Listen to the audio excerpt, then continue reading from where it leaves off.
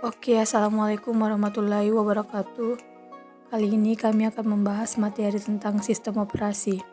Sebelum mengenal lebih jauh lagi apa itu sistem operasi, alangkah lebih baiknya kita mengetahui pengertian sistem operasi secara umum. Sistem operasi adalah perangkat lunak pada lapisan pertama yang ditempatkan pada memori komputer pada saat komputer dinyalakan booting. Sedangkan software-software lainnya dijalankan setelah sistem operasi berjalan, dan sistem operasi akan melakukan layanan inti untuk software-software itu. Sistem operasi mempunyai penjadwalan yang sistematis mencakup perhitungan penggunaan memori, pemrosesan data, penyimpanan data, dan sumber daya lainnya. Contoh sistem operasi modern adalah Linux, Android, iOS, Mac OS X, dan Microsoft Windows. Fungsi sistem operasi. Sistem operasi mempunyai peran penting di dalam suatu sistem komputer. Berikut beberapa fungsi sistem operasi. Yang pertama, sebagai manajemen sumber daya komputer. Yang kedua, berperan sebagai aplikasi dasar sebuah perangkat. Yang ketiga, untuk menghubungkan hardware. Yang keempat, mengoptimalkan fungsi sebuah perangkat. Dan yang terakhir, mengatur sistem kerja perangkat.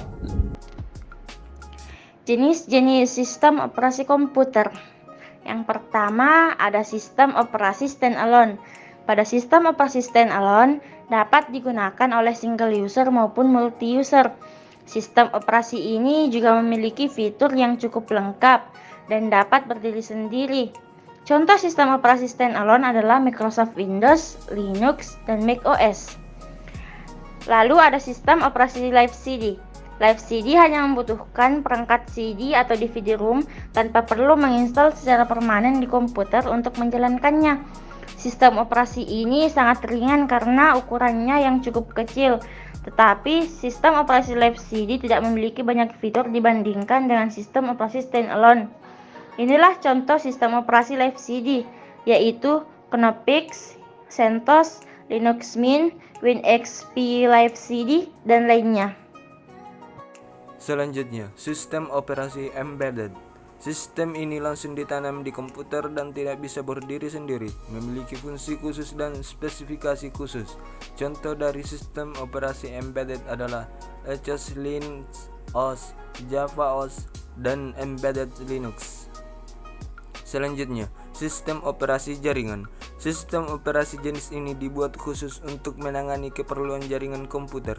Beberapa layanan yang dapat ditangani oleh sistem operasi jaringan adalah HTTP service, DNS service, sharing printer, proxy server, dan masih banyak lagi. Beberapa contoh sistem operasi jaringan adalah Red Hat, CentOS Server, Cloud Linux, dan lain sebagainya.